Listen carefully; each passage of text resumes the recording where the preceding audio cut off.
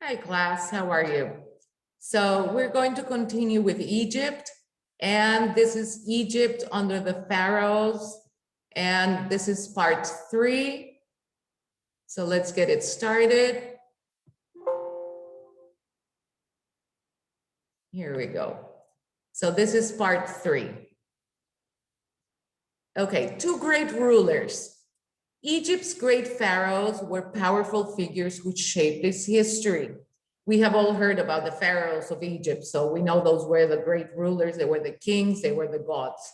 So let me see if I can pronounce this because it's not so easy to pronounce. Hatshepsut and Ramses II were the 2 famous New Kingdom pharaohs. So here we have a picture of Hatshepsut, who was a woman. She was a woman, and Ramses II. It's right over here. But remember that Hatshepsut was a woman, okay? And they were the two of the most powerful figures in Egypt that helped to shape its history. So Hatshepsut. In the story at the beginning of this chapter, you learn about Hatshepsut, one of the few women to rule Egypt. She was the daughter of one pharaoh and the wife of another. When her husband died, he left a son who was too young to rule. So Hatshepsut decided to make herself Egypt's new pharaoh. Look what a beautiful picture over here. It's an incredible sculpture, how you can tell completely that she's a woman, okay? And it's just a beautiful, beautiful sculpture right there. Some Egyptians did not want to bow to a woman. Of course, they were macho men, so they did not accept a woman as a ruler. But to gain their support, Hatshepsut carried out all the rituals expected of a king. Her statues show her dressed as a king. She even wore the false beard that was a symbol of the pharaoh's power. Although she was a woman, most Egyptians came to accept her. So she did a really good job in gaining the favor of her people. So this is another beautiful picture over here, computer generated, of how she actually was a woman, but she recreated herself following the dress of a king with the beard. We can't see the beard over here, but she used to wear the same outfits and the same jewelry as the kings would have. Hatshepsut's rule was peaceful. Of course, she was a woman.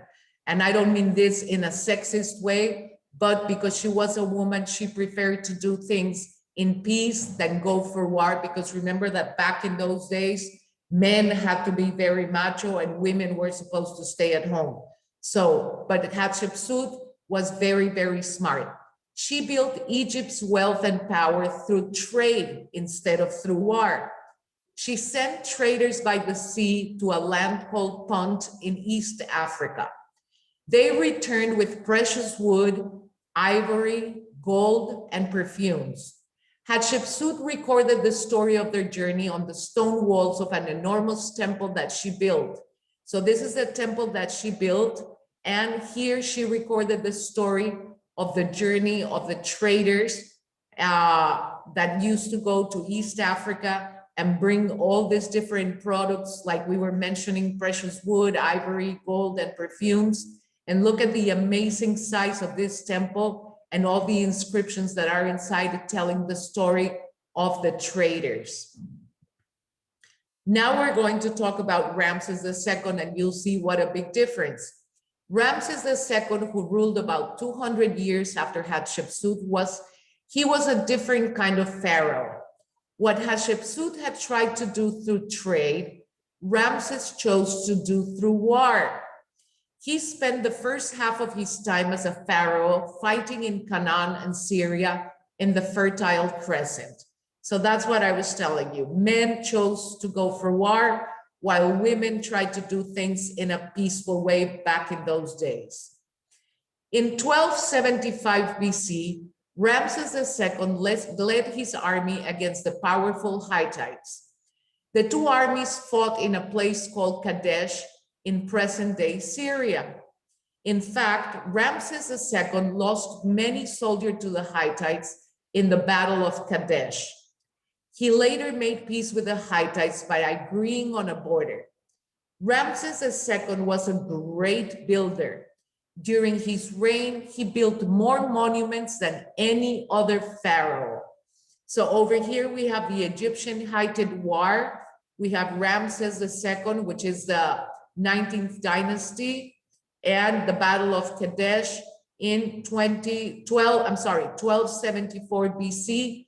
And here we have one of the very famous temples in Egypt that Ramses built, because like we said, he was a great builder, and he was the one pharaoh from all the pharaohs in Egypt who built the more temples. The Egyptian society.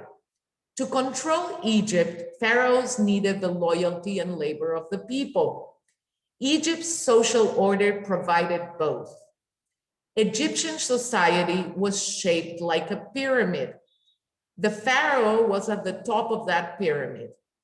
Egyptians believed that gods controlled everything.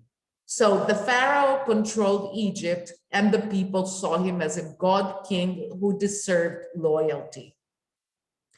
Just below the pharaoh were the nobles, the priests, and the officials. They helped the pharaoh govern Egypt. So did the scribes who kept records of its bureaucracy.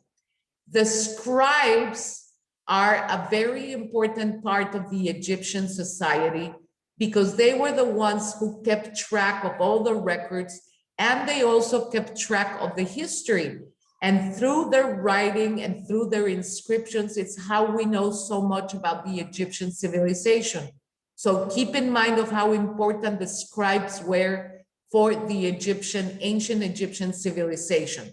So we see them over here, the scribes taking notes, writing, and keeping records for the bureaucracy and for history. Merchants and artisans made up a middle level. In Egypt, painters, stonecutters, and builders spent their entire lives working on temples and tombs. So here we have the merchants and the artisans, which are the middle level of society.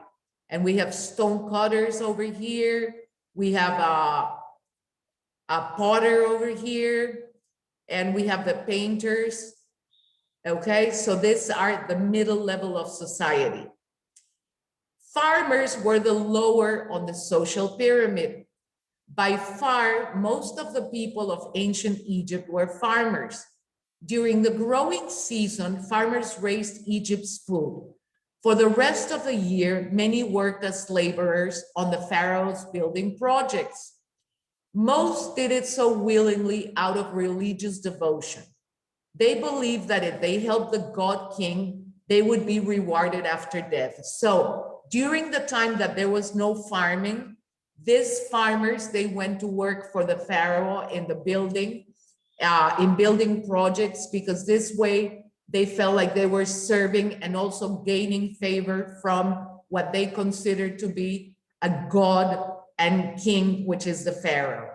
Okay, and remember that they believed in life after death. So this way they thought that they would gain favor and they would be rewarded after death. Slaves, of course, were at the bottom of the social pyramid. Many were prisoners of war or debtors who were freed from slavery after serving a period of time. Slaves were the property of their owners, and they had to do forced labor.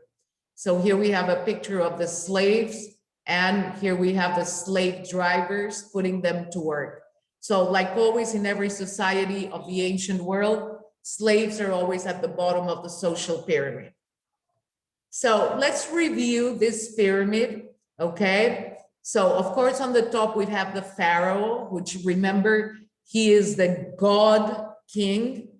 Then we have the priests and the nobles, which are, you know, as important as the pharaoh, in a way that the people believe that the priests were the ones that would help them to get favor from the pharaoh.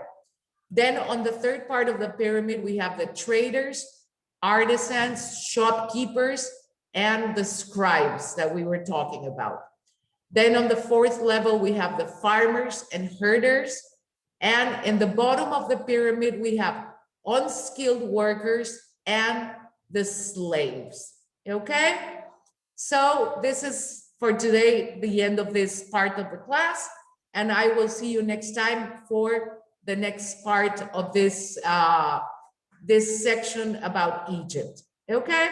Have a good day, guys.